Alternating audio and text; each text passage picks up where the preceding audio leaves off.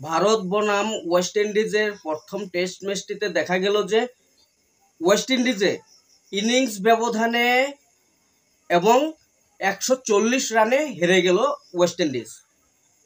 তবে এখানে দেখা গেল যে ওয়েস্ট ইন্ডিজের প্রথম ইনিংসে ব্যাটিং করে 162 রান বানিয়েছিল।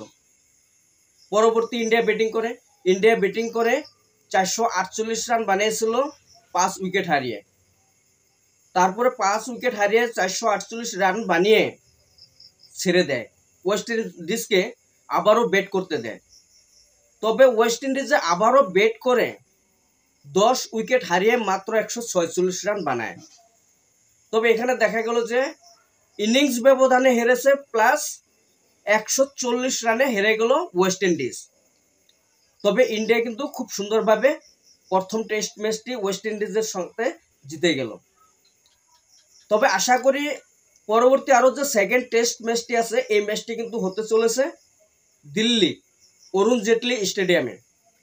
তবে আমি আশা করি যে ওয়েস্ট ইন্ডিজে এই ম্যাচটিও কিন্তু একদম হেরে যাবে, আমাদের ভারতের সাথে এই ম্যাচটিও হেরে যাবে, পারবে না।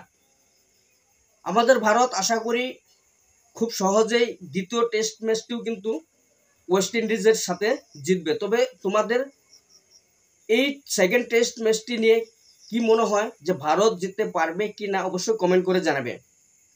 এবং আমি আশা করি যে আমাদের ভারত যে হিসাবে ওয়েস্ট ইন্ডিজের সাথে ম্যাচটি জিতেছে, তবে আশা করি খুব ভালোভাবে জিতেছে, খুব সুন্দরভাবে জিতেছে। আর এমনভাবেই কিন্তু জেতাটা আমি আশা করি। এবং সেকেন্ড টেস্টটাও কিন্তু ঠিক এমনভাবেই মনে হচ্ছে যে আমাদের ভারত ওয়েস্ট ইন্ডিজকে হারিয়ে দিবে।